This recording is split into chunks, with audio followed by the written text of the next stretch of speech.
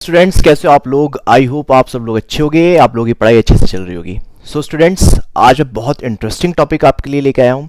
सबसे पहले चीज़, ये जो टॉपिक है ये आपके ACPT का ही पार्ट है। आपका CPT का चैप्टर है एसेंशियल एनाटॉमी एंड फिजियोलॉजी, उसी का एक टॉपिक है। इसके अंदर समझने वाले हैं आज की क्लास के अंदर कि स्केलेटल मसल क्या होती है। बेसिकली मैं मसल के टाइप्स के बारे में बताऊंगा कुछ, लेकिन जो मेन हम फोकस करने वाले वो करने वाले हैं स्केलेटल मसल के। मतलब जो आपके टाइप ऑफ मसल है उसके अंदर एक टाइप ऑफ मसल जो है वो आपका स्केलेटल मसल। तो मेन हम मैं उसके बारे में आपको बताऊंगा कि वो आपके लिए ज़्यादा इंपॉर्टेंट है। अदर है बट उसके बाद बात करेंगे। तो स्केलेटल मसल के बारे में बताऊंगा। मैं आपको ये बताने वाला हूँ इस वीडियो में खासकर कि स्केलेटल मसल होती क्या है, इसका स्ट्रक्चर क्या होता है और इससे जुड़ी कुछ बातें। बाकी जो ये जो वीडियो है ये आपके बोल सकते हो कि कुछ पार्ट्स में होगी डिवाइडेड, जिसके अंदर आपका इस पार्ट के अंदर हम अब स्ट्रक्चर के बारे में बात कर रहे हैं और नेक्स्ट पार्ट के अंदर हम मैकेनिज्म के बारे में बात करेंगे। और अगर लगता है कि और फर्दर चीज़ें ऐड हो सकती हैं जो ज़रूरी है तो उसको हम उससे नेक्स्ट वीडियो में कवर कर लेंगे। सो स्टार्ट करते हैं और कुछ आपसे बातें भी करनी है ज़रूरी, तो जब ये टॉपिक खत्म हो जाएगा उसके बाद बात करेंगे, ठीक है। और जो लोग पहली बार मुझे वॉच कर रहे हैं, बस यही कहूँगा, पहले एक बार ये वीडियो देख लीजिए, उसके बाद आपको सब समझ में आ जाएगा कि क्या चल रहा है, ठीक है। तो देखो, आज मैं आपको बताने वाला हूँ पहली चीज़ कि मसल फाइबर जो होता है उसका स्ट्रक्चर क्या होता है। अब पहले हमें ये समझना ज़रूरी है कि पहले हम किस मसल फाइबर की बात कर रहे हैं या किस टाइप की मसल के बारे में बात कर रहे हैं। तो पहली चीज़, सबसे इंपॉर्टेंट चीज़, देखो हमारी बॉडी के अंदर जो टाइप ऑफ मसल है या टाइप्स ऑफ मसल है, ठीक है, वो आपके होती है टोटल, ठीक है, 3 टाइप्स। अभी कौन कौन से टाइप होते हैं? देखो सबसे पहला टाइप मैं आपको बताता हूँ, कार्डियक मसल। अभी बताऊँ कौन सी होती है कार्डियक मसल। दूसरा आपकी स्केलेटल मसल, ठीक है। तीसरा आपका विसरल मसल, ठीक है, विसरल मसल। अब ये cardiac muscle, skeletal muscle, visceral muscle होता क्या है ये हम देखते हैं। एक चीज़ और बताऊंगा, कुछ बातें आपको बोर्ड पे लिखूंगा, कुछ विजुअल्स के थ्रू आपको मिलती रहेंगी, तो बहुत अच्छे से समझ में आएगा आपको, ठीक है। तो सबसे पहली चीज़ कार्डियक मसल के बारे में बात करते हैं। तो कार्डियक मसल बेसिकली वो मसल होती है जिससे आपका हार्ट बना होता है। तो आपकी जो हार्ट की जो मसल होती है वही आपकी कार्डियक मसल होती है, ठीक है। और आपकी जो स्केलेटल मसल होती है इसको मैं अभी बताता हूँ। मेन दूसरा समझिए आपका विसरल मसल। आपकी विसरल मसल वो होती है जैसे आपके ऑर्गन्स के अंदर जो आपके मसल है, फॉर एग्जांपल के तौर पे आपके इंटेस्टाइन, आपकी ब्लड वेजल्स वगैरह, ठीक है। तो बेसिकली ये वो मसल्स होती हैं, ये वो मसल होती हैं जिनको आप कंट्रोल नहीं कर सकते हो। तो विसरल मसल, और इनका एक नाम और है, इसको हम स्मूथ मसल के नाम से भी जानते हैं, ठीक है। तो अगर आप इसको समझो, आपकी जो मसल्स है उसको फर्दर 2 कैटेगरी में आप डिवाइड करना चाहो तो कर सकते हो। कैसे? एक तो वो जिनको आप कंट्रोल कर सकते हो, जिनको हम वॉलेंट्री मसल भी बोलते हैं। मतलब जो आपकी स्केलेटल मसल होती है, जैसे मेरी बाइसेप्स मसल, मेरी बॉडी में जितनी भी मसल को मैं कंट्रोल कर सकता हूँ, मेरी वॉलेंट्री मसल है, वो मेरी स्केलेटल मसल है। तो स्केलेटल मसल को आप क्या कर सकते हो? कंट्रोल कर सकते हो। तो वो सब आपकी वॉलेंट्री मसल होती है। और जिनको आप कंट्रोल नहीं कर सकते वो आपकी इनवॉलेंट्री मसल होती है। जैसे आपकी कार्डियक मसल की इनवॉलेंट्री मसल है और विसरल मसल आपकी इनवॉलेंट्री मसल है। अगर आप सोच के देखो, आपकी जो हार्ट बीट होती है, नॉर्मल हार्ट बीट जो होती है, वो 70 या 72 बीट पर मिनट होती है। क्या आप इसको अपने अपने अपना मतलब अपने आप ही बढ़ा सकते हो? आपने चाहा कि मेरी हार्ट बीट बढ़ जाए तो बढ़ जाएगी? नहीं, इसको आप कंट्रोल नहीं कर सकते, ये आपकी बॉडी अपने आप कंट्रोल करती है। इसका पूरा एक अदर मैकेनिज्म है, उसको हम अभी हमें समझने की जरूरत नहीं है। मेन इंपॉर्टेंट क्या, हमें बस ये समझना है कि हमारी बॉडी के अंदर 3 टाइप की मसल होती है, कार्डियक मसल, स्केलेटल और विसरल मसल। जो हमें पढ़ना है वो हमें पढ़ना है स्केलेटल मसल के बारे में, ठीक है। ये दोनों कौन सी मसल है? ये दोनों आपकी इनवॉलेंट्री मसल है, ठीक है। चलो इतना तो समझ में आ गया ना। अब आगे चलते हैं। अब अगली जो चीज़ है वो ये है कि भाई जो आपकी ये जो मसल्स हैं, ठीक है, आपकी कार्डियक मसल हो गई, आपकी हार्ट मसल हो गई, आपकी स्केलेटल मसल हो गई, ये तो हमें समझ में आ गया। लेकिन अब हम समझ रहे हैं स्केलेटल मसल के बारे में। तो स्केलेटल मसल का हमें समझना है स्ट्रक्चर सबसे पहले, ठीक है। तो पहले मैं आपको बताना चाहता हूँ, देखो आपने टर्म सुनी है, बचपन सुनते आ रहे हैं, जो सेल है बेसिक यूनिट ऑफ लाइफ है। मतलब कि हमारी बॉडी सेल से मिलकर बनी है। तो ये तो पता होगा सबको, 9th क्लास की बायोलॉजी पढ़ी होगी, 8th क्लास की, 7th क्लास की तो पढ़ी होगी ना। हाँ, तो सेल क्या है? बेसिक यूनिट ऑफ लाइफ है। इसका मतलब जो आपकी स्केलेटल मसल है वो भी सेल से मिलकर बनी है। इसका मतलब आपने अगर सोचो, जो मसल है, स्केलेटल मसल है, उसकी सबसे बेसिक यूनिट है क्या? सबसे बेसिक यूनिट होती है आपका muscle fibre. Muscle fibre basic unit का मतलब क्या है कि जिससे मिलके वो बना है। तो बेसिकली सेल की सबसे बेसिक यूनिट है मसल फाइबर। जो मसल फाइबर है ना, वो जो मसल फाइबर है वही असल में मसल है, ठीक है, वही असल में आपकी मसल सेल है। तो बेसिकली जो आपकी मसल फाइबर होती है वो लॉन्ग होती है, इस शेप में होती है, लंबी सिलेंड्रिकल शेप में होती है, लॉन्ग होती है, ठीक है। तो लॉन्ग मसल फाइबर होता है, मतलब सेल होती है। तो मान लो ये आपकी, आप इसको सेल भी बोल सकते हो, मसल फाइबर भी बोल सकते हो, ठीक है। अभी ध्यान सुनना, अब ये जो सेल है, ये जो मसल फाइबर है, अभी ये एक है, ठीक है। अब आपने क्या किया, आपने इसको ग्रुप में इकट्ठा कर दिया, एक साथ बहुत सारे मसल फाइबर एक साथ लगा दिए, ठीक है। अब ये क्या बन गया, अब ये बन गया बंडल, मसल बंडल बन गया। अब ऐसे आपने 4 बंडल या 5 बंडल या कितने भी हो सकता है, आपने उसको कंबाइन कर दिया, फिर बन गई आपकी मसल। मतलब कि सबसे पहले आपका मसल फाइबर, देन बहुत सारे मसल फाइबर आपस में कंबाइन हुए, फिर मसल बंडल, और जब बहुत सारे मसल बंडल आपस में कंबाइन होते हैं तो आपका मसल बनता है। जैसे मेरी मान लो बाइसेप मसल है, तो पहले इसके अंदर क्या होगा, इसके अंदर बहुत सारे मसल बंडल्स हैं, तब जाके पूरी मसल बनी है। तो हमें क्या समझना है, हमें पहले ये समझना है कि भाई ये तो हमें समझ में आ गया, जो आपके स्केलेटल मसल इसकी जो बेसिक यूनिट है जिससे मिलकर बना है वो आपका मसल फाइबर है, जिसको हम सेल भी बोल सकते हैं, जो कि लॉन्ग सेल होती है, ठीक है। अब होता क्या है कि जो आपके जब मसल फाइबर आपस में कंबाइन होते हैं तो ये कनेक्टेड होते हैं थ्रू अ टिश्यू, मतलब एक टिश्यू होता है जिसे हम बोलते हैं कोलाजन टिश्यू, ठीक है। एक टाइप का टिश्यू होता है जिसमें कोलाजन टिश्यू, ठीक है ना, उससे कनेक्ट होते हैं कोलाजन, है ना, कोलाजन टिश्यू से कनेक्ट होते हैं आपस में सारे मसल फाइबर, ठीक है। ये एक टिश्यू होता है कोलाजन टिश्यू, उसका नाम होता है फैशिया, ठीक है, इसका नाम होता है फैशिया। जो फैशिया होता है इसके थ्रू ये कनेक्ट होते हैं। अब होता क्या है कि भाई ये तो मान लो ये तो आपका एक बंडल हो गया, ठीक है, एक बंडल ये फाइबर आपस में कनेक्ट है, तो ऐसे बहुत सारे बंडल आपस में कनेक्ट हैं। अब अगर आप नोटिस करो एक मसल बन गई, अब जो मसल बन गई तो अब जैसे आप इस इमेज में देख सकते हो, मैं बोर्ड पे भी दिख रहा हूँ, तो मसल जो बन गया, मसल की जो सबसे ऊपर लेयर होती है, सबसे ऊपर की जो कवरिंग होती है, ठीक है, उसको बोलते हैं आपकी एपीमाइशियम। तो सबसे ऊपर जो लेयर है जो आपकी मसल वो है एपीमाइशियम। फिर जब उसके नीचे आ जाओ, ठीक है, उसके जो नीचे जहाँ पे आपके मसल बंडल्स है उसकी जो ऊपर की कवरिंग है वो है आपकी पेरीमाइशियम। फिर उसके नीचे आ जाओ बिल्कुल, तो आपका जो मसल फाइबर है इसकी ऊपर की भी जो कवरिंग है उसको बोलते हैं आपकी एपीमाइशियम, ठीक है, तो सॉरी एंडोमाइशियम, एपीमाइशियम एंडोमाइशियम। तो पहले एपीमाइशियम, पेरीमाइशियम, देन एंडोमाइशियम, अब जैसे इमेज में देख सकते हो, ठीक है। तो ये चीज़ तो क्लियर हो गई। हाँ, अब क्या समझना है इसमें, अब हमें ये समझना है कि भाई अब हम वापस जाते हैं भाई मसल फाइबर पे या मसल सेल पे, ठीक है, बात एक ही है। तो मान लेते हैं मैंने क्या किया, मैं इसको रब कर देता हूँ, एक ही सेल लिख देता हूँ। अब ये जो मसल फाइबर है, मेन इंपॉर्टेंट चीज़ ये है, ये बेसिकली इसके अंदर होता क्या है, ऐसा देखो, ये भी एक सेल है, तो सेल के अपने अपने सेल ऑर्गेनल होते हैं, मतलब उसके कंपोनेंट होते हैं। तो जो आपको पता होना चाहिए इंपॉर्टेंट इसके अंदर क्या है, कि सबसे पहले चीज़ जो आपकी जो ये जो आपका मसल फाइबर है, इसकी जो सबसे आउटर मोस्ट जो लेयर है, मतलब ये जो बॉर्डर है, इसका जो बॉर्डर है, हर सेल की एक मेम्ब्रेन होती है, एक बॉर्डर होता है, उसे बोलते हैं सेल मेम्ब्रेन। तो इसकी भी सेल मेम्ब्रेन है जिसको हम बोलते हैं सार्कोलीमा। क्या बोलते हैं, सार्कोलीमा। तो इसकी जो सेल मेम्ब्रेन किसकी, मसल फाइबर की, मसल फाइबर की जो सेल, उसकी जो सेल मेम्ब्रेन उसको बोलते हैं सार्कोलीमा। इतनी बात समझ में आ गई, ठीक है। अब ये जो सार्कोलीमा है इसके अंदर ना फ्लूइड है, बहुत सारा लिक्विड फ्लूइड है, ठीक है, इसको बोलते हैं सार्कोप्लाज्म, ठीक है। अभी देखना ध्यान से, बहुत इंटरेस्टिंग चीज़ बताऊंगा, इतनी समझ में आ गई। अब ये जो फ्लूइड है इसके अंदर ना कुछ सेल ऑर्गेनिज्म होते तो वैसे बहुत सारे, बट जो मैं यहाँ पे मैं मेंशन कर रहा हूँ अभी, वो है यहाँ पर आपका एक सेल ऑर्गेनल जिसका नाम है सार्कोप्लाज्मिक रेटिक्यूलम। अब ये एक सेल ऑर्गेनल, इसके अंदर होता क्या है, इसके अंदर ना कैल्शियम स्टोर होता है।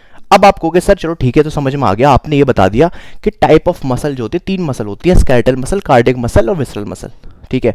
2 होती है इनवॉलेंट्री, एक होती है वॉलेंट्री। वॉलेंट्री कौन सी, आपके स्केलेटल मसल जिसको हम कंट्रोल कर सकते हैं, ठीक है। आपने ये बता दिया कि सर जो सेल है उसकी जो बेसिक यूनिट है वो है मसल फाइबर, मतलब मसल फाइबर जब एक साथ बहुत सारे मसल फाइबर आपस में कंबाइंड हो जाते हैं थ्रू अ कनेक्टिव टिश्यू, जिसे बोलते हैं हम फाशिया, ठीक है, जो आपको कोलाजन प्रोटीन से मिलकर बना होता है, तो उसको क्या बोलते हैं हम, उसे बोलते हैं मसल बंडल। और जब बहुत सारे मसल बंडल आपस में कंबाइन हो जाते हैं तो क्या बन जाता है, तो बन जाता है आपका मसल, ठीक है। और सबसे ऊपर जो लेयर होती है वो होती है आपकी एपीमाइशियम, उसके नीचे पेरीमाइशियम और सबसे नीचे एंडोमाइशियम।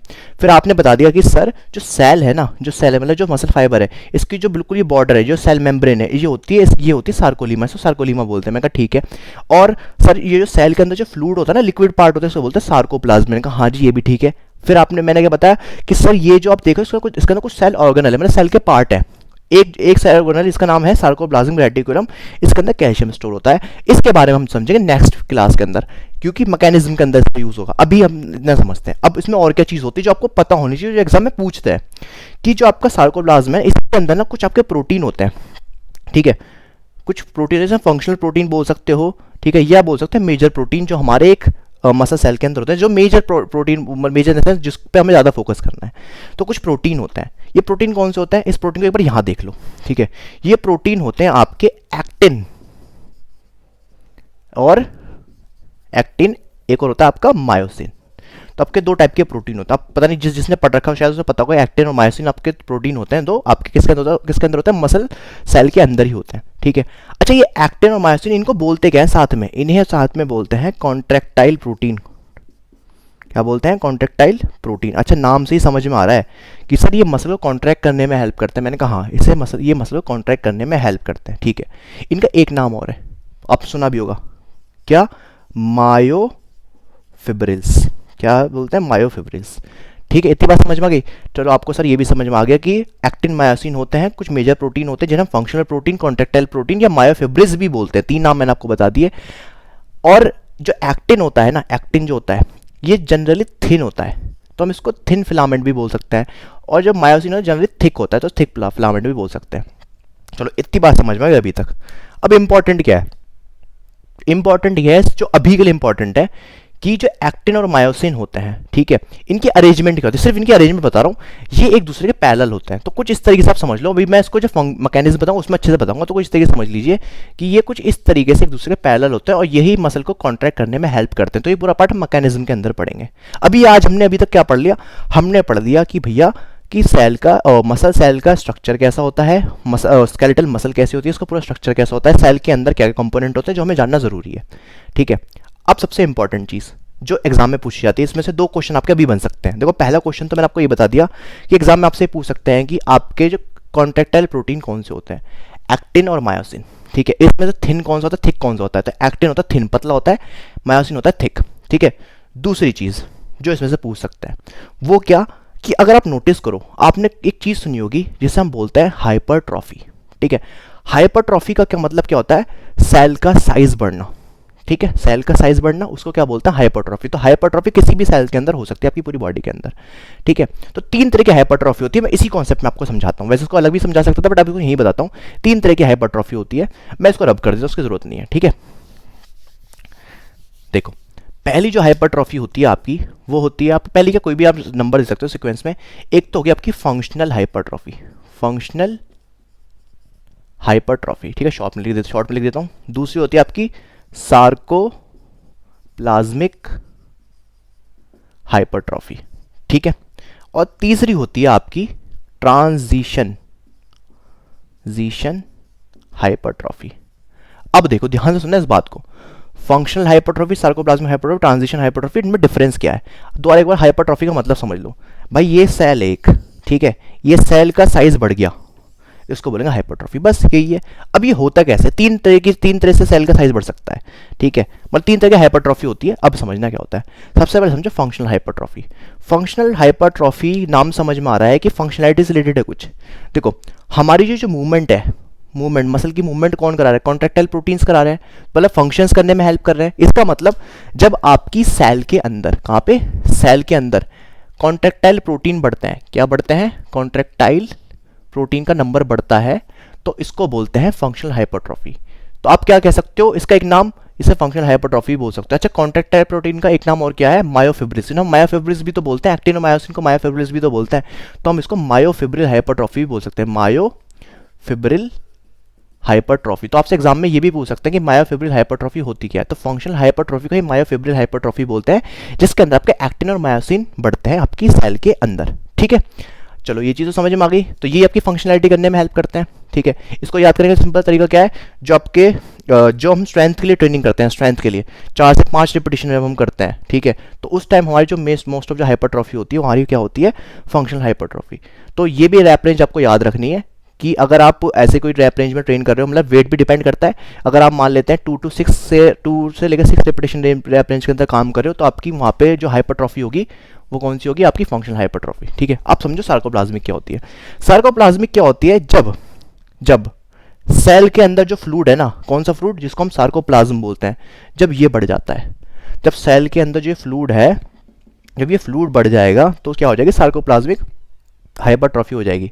तो इसका मतलब सार्कोप्लाज्मिक हाइपरट्रॉफी में बस सार्कोप्लाज्म बढ़ता है, तो इसको क्या बोलते हैं? Sarcoplasmic hypertrophy. तो जनरली ऐसी हाइपरट्रॉफी कौन करते हैं? बॉडी बिल्डर्स, ठीक है। तो इसलिए इनको कहा जाता है कि 6 to 12 रेपिटेशन करो। और ऐसा क्यों बोला जा रहा है कि 6 to 12 या 2 to 6? ये जो कुछ एक्सपर्ट्स थे उनके दिए गए ये रेपिटेशन रैप रेंज है, इनको लगता था कि इस रैप रेंज के अंदर ज़्यादा रिजल्ट मिलते हैं इस पर्टिकुलर उसके अंदर। जैसे अगर आपको स्ट्रेंथ गेन करनी है तो 2 to 6 रेपिटेशन परफॉर्म करिए ऑप्टिमम वेट से, जिससे आप 2 to 6 कर सकते हैं। Same 6 to 12। अब आ जाता है, ये तो आपको क्लियर हो गया भाई, ये भी समझ में आ गया कि फंक्शनल हाइपरट्रॉफी क्या होता है। जब आपके कॉन्ट्रैक्टाइल प्रोटीन या मायोफिब्रिल्स बढ़ते हैं उसे फंक्शनल हाइपरट्रॉफी बोलते हैं। सार्कोप्लाज्मिक हाइपरट्रॉफी कौन सी होती है? जिसके अंदर आपका सार्कोप्लाज्म बढ़ता है सेल के अंदर, ठीक है, बिल्कुल क्लियर हो गया। लास्ट आई ट्रांजिशन हाइपरट्रॉफी।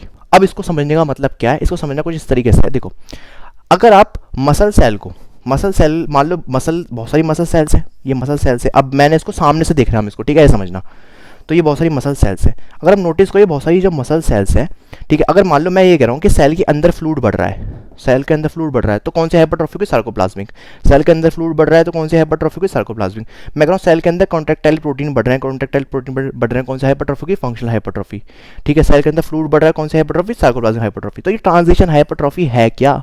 ये ट्रांजिशन हाइपरट्रॉफी है क्या? ये पता क्या है, जब सेल के बाहर, मतलब सेल के बाहर ये जो बाहर वाला एरिया है, जब यहाँ पर फ्लूइड बढ़ता है तो इसको बोलते हैं ट्रांजिशन हाइपरट्रॉफी। इसको हम टेम्परेरी हाइपरट्रॉफी के नाम से भी जानते हैं।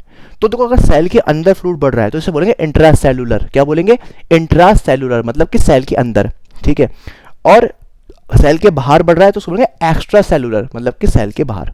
तो इसका मतलब जब ट्रांजिशन हाइपरट्रॉफी होती है तो एक्स्ट्रा सेलुलर फ्लूइड बढ़ता है। कौन सा फ्लूइड बढ़ता है? एक्स्ट्रा सेलुलर फ्लूइड बढ़ता है। तो ये और ये, इसमें डिफरेंस क्या है? इसमें डिफरेंस सिंपल सा बेसिक सा ये है कि सार्कोप्लाज्म के अंदर सेल के अंदर फ्लूइड इंक्रीज हो रहा है और ट्रांजिशन हाइपरट्रॉफी के अंदर सेल के बाहर एक्स्ट्रा सेलुलर। ऐसा कब देखने को मिलता है? सोचो, हिंट दो। अगर जिन लोगों को ये इसका आंसर पता है तो वीडियो को पॉज करो और कमेंट करके बताओ मुझे, ठीक है, या वीडियो देखने के बाद, मतलब वीडियो देख के मतलब पॉज करके बताओ तो आपको भी पता चल जाएगा कि क्या होता है, ठीक है। तो बेसिकली ट्रांजिशन हाइपरट्रॉफी हमारी क्या होती है, जब हम वर्कआउट करते हैं तो वर्कआउट करते करते हमारे मसल में पंप आता है ना, तो वो पंप जो होता है वही आपकी ट्रांजिशन हाइपरट्रॉफी होती है। बेसिकली जो फ्लूइड है, मतलब ब्लड है, वो इन स्पेसेस में आके एक्यूमुलेट हो जाता है। तो वो पंप जो होता है, जो टेम्पररी होता है, वो आपकी ट्रांजिशन हाइपरट्रॉफी होती है। तो गाइस यही था जो आपको बताना था कि स्केलेटल मसल क्या होती है। 3 टाइप की हाइपरट्रॉफी बता दी। एग्जाम में 2 चीज़ पूछी जाती है इसमें से कि कॉन्ट्रैक्टाइल प्रोटीन कौन से होते हैं, फंक्शनल हाइपरट्रॉफी क्या होती है, सार्कोप्लाज्मिक हाइपरट्रॉफी क्या होती है, ट्रांजिशन हाइपरट्रॉफी क्या होती है। इसमें से 3-4 क्वेश्चन बनेंगे एग्जाम में, मोस्ट ऑफ टाइम आते ही आते हैं, ठीक है। बाकी जब आप पढ़ोगे तो आपको पता चल जाएगा। अब मेरी बात ध्यान से सुन लो, बहुत ज़रूरी बात है। देखो जो लोग चैनल पर काफ़ी टाइम से हैं, ठीक है, काफ़ी लोगों के पास स्टडी मटेरियल है, काफ़ी लोगों के पास नहीं होगा, ठीक है। अब जिन लोगों के पास है, जिन लोगों के पास नहीं भी है, जिनका अभी इनकम्प्लीट है, तो बहुत सीधा सा एक चीज़ बताता हूँ। प्ले स्टोर पे सर्च कर लो, चाहे तो भारत फिटनेस इंस्टीट्यूट, मतलब BFI, मतलब भारत फिटनेस इंस्टीट्यूट करके सर्च करना, आपको एप्लीकेशन मिल जाएगी हमारी, उसको डाउनलोड करो। उसमें बिल्कुल फ्री स्टडी मटेरियल आपको मिल जाएगा जो कि आपको एज की प्रिपरेशन करने के लिए आप चाहिए, ठीक है। इतनी बात समझ में आ गई।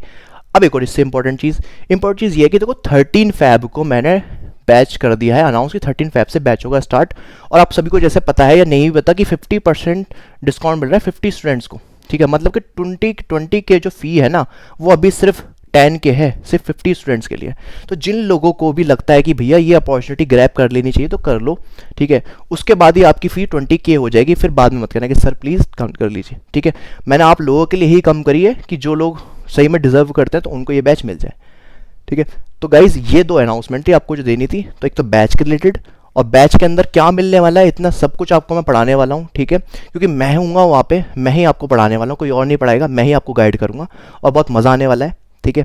तो जाइए, अगर इंटरेस्टेड हो, ज्वाइन करना चाहते हो तो जल्द से जल्द जो डिस्क्रिप्शन बॉक्स में नंबर है मेरी टीम से कॉन्टैक्ट करिए और उनसे बात करिए और अपनी फ़ी पे करके उस बैच में आ जाइए। फिर मिलते हैं हम अपने 13 फैब को। जब तक के लिए टेक केयर, बाय बाय।